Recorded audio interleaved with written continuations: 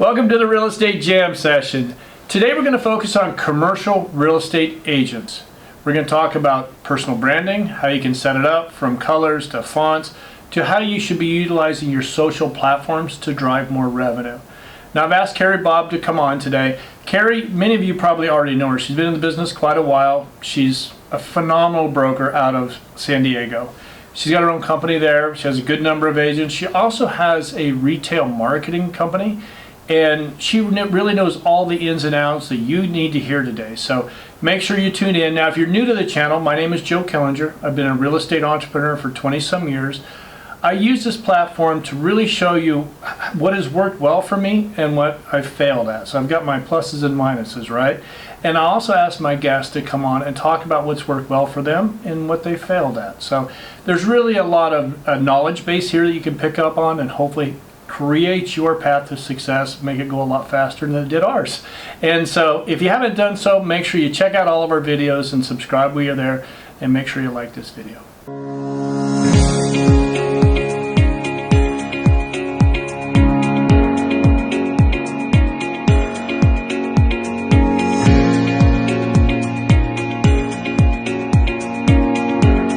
All right, so Carrie, I'm a new real estate agent. A commercial real estate agent. Let's go there.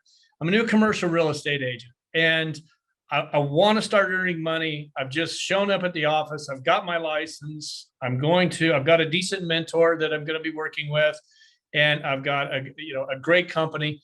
What are my first steps? What do I need to do to really build my brand? There's a huge opportunity in commercial real estate on social media. Our industry is just really far behind all other industries when it comes to social. Right. So there's a massive opportunity for new brokers or people in the industry to claim that digital space. And so it's important to be very clear on what space it is you're claiming. And so if I didn't have much of a business and I was just starting out and trying to create a name for myself, the very first thing I would do is treat myself almost like an influencer in my local market. And I'd become an expert on whatever it is my specialty is. I'm in retail, so I focus on retail and restaurants in San Diego. I would make that my platform, and I would just go really deep into that, right, and create high quality content that people come back for. I mean, perception's reality. So if you lead with that and you're doing a really good job with that, other things will start to follow. Yeah. Now, I think as far as the personal branding, what do you recommend? Do I need to go in? Do I need to worry about the colors that I choose for my post? Do I need to, the font? Do I need to get into all that? Yeah. Oh boy. Yes. Okay. So what should I? The good news is I don't think it's as daunting as it was even just 2 years ago. I think a few years ago, the aesthetics were way more important. I personally place a high value on it. I think just our industry being more professional in nature, and a lot of the clients are more institutional. I like it being really clean. And so having 1 or 2 fonts, not more than that, is what you're going to use on any of your tile posts or things like that. And then having a color palette of 2 to 3 colors. And you can go on Pinterest, and like, if you like the color navy, look up navy color palettes and just use something that you find there. It feels like this big thing because there's so many different options, and then it's fluid too. Like if you want to change, there's no hard and fast rule that you're stuck to navy and gold. You can change it as you go and as you evolve. And I've certainly done that. And it's no big deal. It's going to change. I mean, it's not, like you say, nothing is set in stone, and you're going to find something that you feel works better for you. Now, how do I choose? I mean, I can go on, do I look at just the colors I like, or is there a platform I can go see, okay, I know that there are places I can go that blue means, calm, or green means money. Is that an old wives' tale, or does that really hold true? No, I think it matters. It does. I do. Yeah. I didn't look up that for my personal brand. I did for Carrie Bobb & Co., or my brokerage business. Yep. And so I looked up the meaning of colors and spent a lot more time with that. And so I think if that's important to you, then absolutely look at it. If that's not as meaningful, then and you're just kind of playing around with it and experimenting. I think the best thing for people to understand with the personal brand and the color scheme and all of that, everything's an experiment. It's like we're testing every day. Mhm. And then when we find something that works, we lean into that until it doesn't work anymore. And then we're testing. So like I started out putting so much pressure on myself that everything had to be perfect at the beginning. And the reality is the more we get out there and the faster we get it out there and we listen to our audience, the more educated we're going to be and the better we're going to be. As far as like color palettes and stuff, just going back to like how you find some good ones is you can look up like some of your favorite sports teams and play off of their color palette. Cause I think a lot of the men in our industry are kind of, they get stuck with the color palette. And so some of the guys that I've talked to, I pulled like the Chicago Bears, blue, orange, and gray. And it was like, oh, this is a really cool color palette when you take it outside the Chicago Bears like logo and stuff like that. So I think you can have fun with it with your hometown or things like that. Okay. It's a great idea. Now, do I keep this consistent on all platforms? Yes. I mean, you do. Okay. So my LinkedIn should look exactly like my Instagram and TikTok. Okay. I want to come back to that, but TikTok, it's really taken over. What are your thoughts on TikTok? Okay. So I'm testing on TikTok.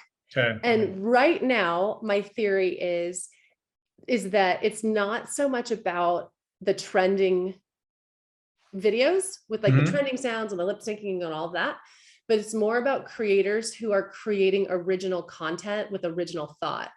Right. And so I'm posting videos with like my thoughts on what's happening in commercial real estate, my thoughts on what's happening in social media as it relates to commercial real estate. And I'm just kind of seeing where that goes. Cause I've done the trending reels with the music and the videos and things, and those have done well, but I think we're starting to see a new wave of content creation on TikTok that's a little bit elevated. And especially in our industry, it's more of like a thought leadership platform. Yeah. I know it sounds crazy because it's TikTok and people think of like twerking and stuff. Yeah. But I do think that if people can put some thought, you do a great job at that. A lot of your videos are like that on TikTok. I could be doing better. I'll be honest. I've been really lazy on it. It's kind of a way to drive to the YouTube channel. I mean, thank you for that. But I know I really decided this week, I've really got to up my game now. And I think it's become so powerful that, it's something when you really need to be taking a look at. And it's hard. It's hard for me to get on that TikTok and come up with content. And I can't tell you how many times I sit there with this phone and trying to come up with something. I go, if that sounded stupid. Oh, you make it look so easy. So how often are you posting on TikTok? Twice a week, typically. But a lot of it is to get people to go to the YouTube channel and see the videos that we're doing. So sure. I need to be doing it better. And, I realize that, and I just it's a weakness I have is TikTok, but it's just become so powerful. You about have to be on there because it is driving. I go look and see where views come to the YouTube channel, and TikTok is one of them that is pretty strong. What trends are you seeing with TikTok? Do you think that's an accurate theory with the videos, the thought leadership videos, or what are you seeing and how are you going to use it? Exactly that. I think that is something that can really set you apart. And I really think, I really push that, for our agents to really you got to bring value in your community, right? So let's say I'm a multifamily broker and I work downtown San Diego. And so I want to be that person that most of my posts are about what's going on in that community. If I go out to dinner there, I'll post that I'm out to dinner in downtown San Diego. How many properties are on the market right now? How many have closed over the last 60 days? Average time on or days on market, average price, all that. I really want to focus on that. And so that's what's been working well for our agents. And so. Yeah. So my next Forbes article that I'm writing right now, which I need to turn in today, is how TikTok is changing commercial real estate. Oh, okay. And what I see happening. So JT Barnett is an influencer that I follow. I'm obsessed. He's brilliant. And he was the one that turned me on to that. You're better than trending videos. You need to bring your full self and share your thoughts and ideas in your video, which he's 100% right. And he has been saying that how TikTok is different from Instagram as it relates to people and brands is Instagram is a lot of brands are using influencer marketing, using multiple influencers to post and da da da. TikTok is using one person for that brand. So like, think of like Flo from Progressive. Like that one person is the face of that brand on TikTok, and you just follow them around every day, and they're somehow relating the brand into their day. And I think that's what we're going to start seeing in commercial real estate. And my lens is through retail, but I'm curious to hear what you think. Is I think rather than this junior broker role coming up as like a runner who's like putting labels on things and stuff, they're now going to the shopping centers, talking about the property, the tenants, the businesses, the founders, all the people that make the retail property magical and these really cool places to be. They get to know the businesses, then they develop relationships with businesses outside of the property who might be prospective tenants, and they start leveraging those relationships. And I think that is going to be the gateway into becoming the transactional person, because you're the face of the property. I think that's going to change how people get into commercial real estate. Oh yeah, I agree. I really think that you're going to see brokerages are going to have to start hiring staff to really focus on this, to help not just the company, but their agents. And if you're not doing it, I mean, we've had somebody 7 years, we've been doing it. And if you Google a commercial broker in Los Angeles, you're going to see that our company comes up before any of the national and regional and national companies. And, obviously there's a paid ads that they're doing. We don't do any paid ads, but we've been doing this. We've had in-house marketing for that long, and it's been focused on social. And so it drives deals to us. Yeah. And, but I want to get back to, I want to make sure that now, as far as your branding, make sure you've got 2 colors. Do you want any more than 2 colors? That's probably enough. I don't think so. And I've gradually narrowed it down. I had maybe like 6 personally, because I just liked the different colors and I couldn't decide. But then I realized through trial and error that the feed, and this is mostly on Instagram, I think the other stuff, it's not as big of a deal, but I noticed that the feed looks a lot cleaner when you have 2 colors, two main colors. You can have more, of course, but it's also personal preference. Like I like it really simple and clean. Simple, yeah. But if you're someone that likes a lot of bright colors and all of that, then that's fine. That's fine too. Yeah. So 2 colors, 2 fonts, and use all the platforms, but make them look different. TikTok should obviously look different than LinkedIn. Right. How should mistake people make early on, and I did this too. I'm curious if you did it. I bet you did, because we all kind of learned this. Is I would post the same piece of content on every single platform. Did you do that? Yeah. Oh, you still do often. Yeah. Right, but not always at the same time. Right. Kind of like mix it around a little bit. Yeah. But I think that's interesting to learn that when you're making, like if you're shooting a quick 15-second video, put it on Instagram, you can shoot it again, slightly different variation to put on TikTok or something like that. I think that is something that took me too long to learn. Yeah. And some of the stuff I put on either Twitter or Instagram or TikTok, I do not put on LinkedIn. So I'm just kind of trying to keep it a little bit more muted there, I guess. But yeah. Now, how often do you suggest, as a commercial real estate agent, how often should I be posting? I think it's as much as is comfortably manageable for people. And if it's good quality content and you can only manage it once a week, that is perfectly fine. That's 4 posts a month, which I think is reasonable, but it has to be good quality content. It doesn't have to be super elaborate or anything like that, but just something that's meaningful. And then as we grow our content creation muscles, if you can do twice a week, do twice a week. But the whole point, I think, in planning out content, like if you can plan out content 30 days in advance, we like to do that just because I don't like the anxiety of, I need to post something and I don't know what to post. Like I can't handle that. So if you only have 4 posts in a month, sit down on a Sunday night, figure out what those 4 posts are, and then just let them trickle out, and it'll take all of the anxiety out. And then once that you do that a couple months and everything's going good, then try to like up it a little bit more. But I think that the bar should be on the quality of the content. Yeah, and that's where I myself sometimes like, oh, I should get something out, and then I put it out, and then I go ahead and delete it. I'm like, this is, I got to remember to really, if I'm not bringing value, if I'm just posting to post, it's probably not worth it. I do, like today, I posted a fun one just because I was in that mood this morning, and so I just thought, this will be funny to get everybody going on a Thursday morning. But now, interacting with others, do you go in and interact with a lot of other people? I watched a thing with Gary Vaynerchuk one time, and he said he called it $1.80. well, yeah, social something, social equity. Called it social equity. Yeah. What he meant was go in and interact with other people, like their stuff, comment on their stuff. And he goes, if you do that, he goes, there's value in that, and it brings return back to your community. Now, Yeah. do you guys do that as well? Yeah, I do. I actually have there's a $1.80 app. It's an app, but it's like a plugin to your computer. So if you go to Instagram or something like that, it'll track how many comments you're leaving. And the goal for $1.80 is 90 comments a day. I try to hit 10 because it's just impossible. And I don't do 10 every day. Right.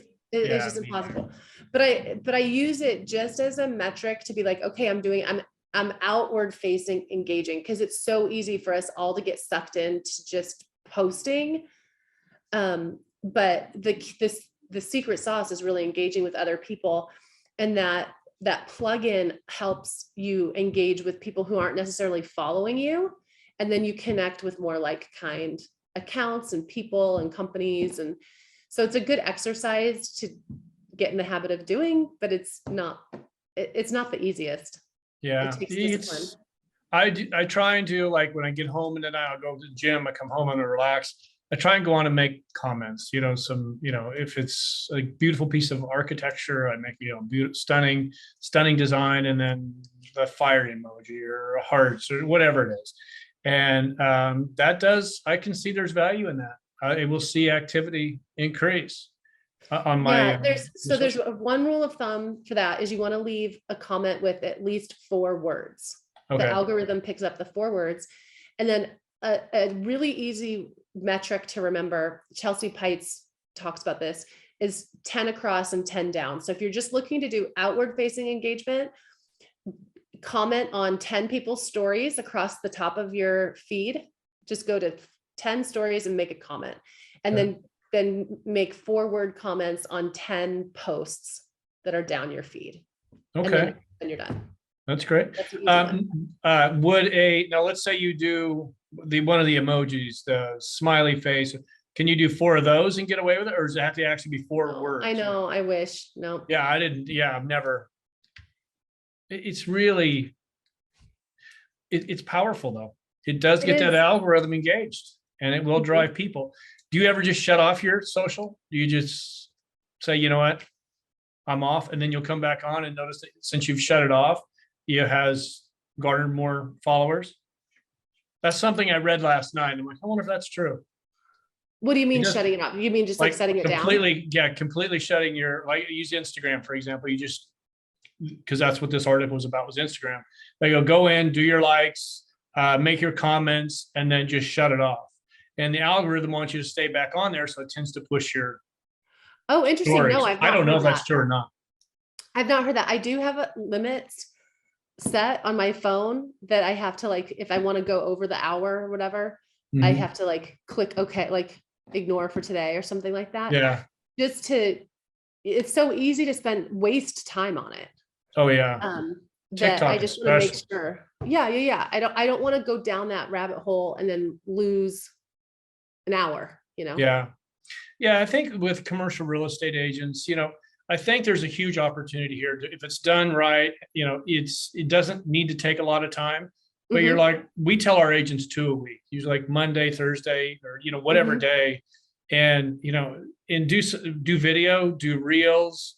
And I know they're doing it because they steal my lights all the damn time. So I'll come in the office and my lights here will be gone. I'll be back in some other office. I'm like, okay, somebody's shooting a TikTok or somebody's shooting something, but it does work. And I think everybody that's getting into commercial real estate, if you're solely depending on cold calling, you're doing yourself a disservice by not doing this. Now, I know that some companies won't allow it. I was just going to say, such big kudos to you guys for encouraging your brokers to be out there doing it twice a week, because so many companies are discouraging, or like you said, not allowing their people to be posting on social. And it's like, you're trying to do deals with one arm tied behind your back. Like today, and it's so funny because it's often the posts that you don't think about that much that get a lot of engagement. Right. But we're working on a big development in downtown San Diego, and the coffee component is such an important part of our merchandising. We want to make sure we get that coffee brand right. So I just did a post this morning and said, hey, what's your favorite? I need your help. What's your favorite coffee company? Because we're looking at our merchandising, and the engagement and all of it has just like blown my mind. It's because people want to help be part of creating something, and engaging people in the process of leasing and merchandising and all of that makes it so much better that I can't imagine not using these tools to help lease our projects. Oh, I know that post worked because I had Ari and Jasmine were talking about it in our office. So they thought it was brilliant. And, it's getting your community involved. And because I'm telling them, make sure you go on those platforms and make sure you congratulate somebody. Make sure you say, good job. Congratulations on the new listing. And so I know it's really starting to sink in, and then they'll come running back to my office and go, this works. I've got a new lead off of this, or I've got a new listing appointment off of it. And so it does really, if you're doing your branding right and doing your social marketing, it is very powerful for a new agent. What do you say to the brokers that the big companies aren't allowing to do it? I mean, they're getting left behind. They are. I think there's this window of opportunity right now. And I did a post recently about it being an age thing, but it might not be so age related, but just a mindset. But for those of us that are between the ages of like 35 and 55, the impact of social media is going to have a much larger impact on our careers than any other generation. Those that are older than us, maybe like 60 plus, they don't need social media to carry out their career. They've got enough momentum and they've had enough success. They're going to be fine. And that's the mindset of some of these large companies that say, I don't want you doing social. We can do it without social. Right. The Gen Z doesn't know how to build their business without social. So they're going to build their business and their social media platforms at the same time. Those of us that are in this middle window, if we don't capture that digital space or that digital real estate of our expertise. So like, let's say you're the best restaurant broker in San Diego. If we don't claim that, someone with less experience is just going to show up and be like, I'm the best restaurant broker. Right. San Diego. And then all of a sudden they will become that. Yeah. And that's what social media does. You almost get to predict who you're going to be. You just say, this is who I am. And you create content around it. And then you become it. It's almost like a fulfilling prophecy. And so those that are like, we don't need social, okay, they can ride out their career. But if you have a longer runway to the end of your career, if you're a little bit younger and you don't use social, you then have a shorter shelf life. Yeah. Your career will not go as long. Right. So that was probably way too wordy for like describing. No, but it's exactly, we tell our agents that. I'm like, listen, I went, this was just a couple weeks ago, and I just was having a few deep thoughts, which doesn't happen very often. So I'm really enjoying that moment. But I took all the brokerage companies, commercial real estate brokerage companies, are within walking distance from our office. I didn't do all of them. I didn't do the majors. I didn't do the CBREs, the JLLs, Addison Youngs, and all that. But I did a lot of the smaller brokerages, more boutique-ish in the area. And I said, here's your competition that you can walk to right now. And I said, I want you to go look and see how much social that these people are using. And because it's almost nothing, almost nobody in commercial real estate is doing it, right? And some are, but not in our area. And I said, there's your competition. I said, how are you going to beat them? And so that really struck a chord to them, because they see that even though somebody's been in the business 10, 15, 20 years, they're relying on referrals. They're relying on, picking up the phone and cold calling. And all of a sudden our guys they're doing the cold calling too, but they're getting leads off of their marketing, and they can become that person in that market. They can overtake a market. I'm a firm believer in that. Yeah. Oh, no. I think so too. And quickly. Yeah. Yeah. It can be the next year or two. You can be doing a number of transactions in a market that you just couldn't break into a few years ago because of all this new technology that's available. So it's key. It's key to making money, I think. But what other advice you got for new people that want to make money off their social? What else should we be doing? Consistency is key. Yeah. And it's all about playing the long game and just keep chipping away. Even if it's once or twice a week, just keep going. And if you're not seeing results right away, it's okay. That's normal. That happens to all of us. Mm-hmm. I think the idea of trying to go viral is like the worst thing people can try to shoot for. Just keep chipping away. Do a little bit each week and you're great. Right. And then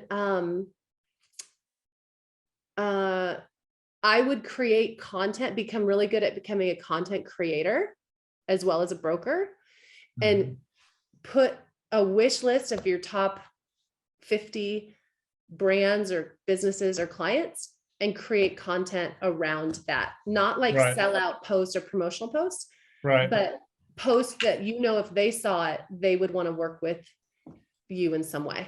I think that's the best thing we can all do. In being a broker, you know your market better, hopefully better than anybody else. You know how many places are on the market right now, if it's for lease or for sale. Bringing that content to market, letting everybody know, but also telling a story. If you have a good story to tell, people want to hear a lot of those. Yeah. And I'll find myself on social and somebody will start, I've got a story for you. And you're like, okay, now I want to hear this. And so it's really good. But consistency and interacting, I think, are the two biggest things for us, but also the look. You've got to have the right look. And so it's very powerful. And I see how you've built your two businesses. So quickly tell us about your company. You got Carrie Bobb and Co. San Diego retail brokerage. Yes. So we're an all-female team and we're focused on the female consumer. It's about the consumer, not necessarily about us, because women make 85% of all consumer purchases.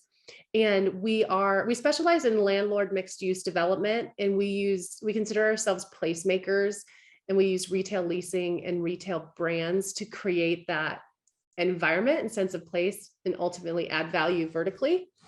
And then I also own Hello Jenny, which is a social media company for retail properties.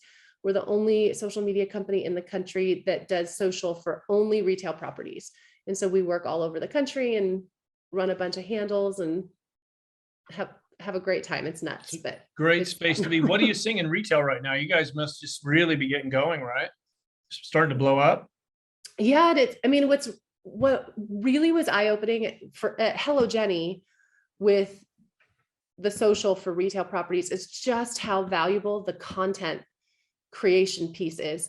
I thought because we're conduit between social and leasing. So like if we run a property handle and if they need a coffee, if the shopping center needs a coffee shop, we'll DM the coffee shops from the property handle. And so we assist the leasing team.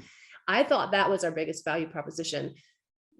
What's most valuable from our services is the content, because the tenants in these retail properties, you can never have enough high quality content. And so when we go and create content for the property, we give the retailers the images that the landlord's paying for all of this. And so that's just blown my mind, is just how extremely valuable content creation is for a retail brand. So if you're a broker and you're trying to build your own brand, double down on the content creation, because it's not going anywhere and it's extremely valuable. And then as far as the retail market that we're seeing on the brokerage side, we're seeing it pretty competitive on the top tier assets. There's 3 deals on a space that we're competing deals, things like that. And then some of the B and C assets are struggling a bit. You're not seeing as much activity, but it's definitely competitive on the best assets. Yeah, I think people are ready to get back at it. They're ready.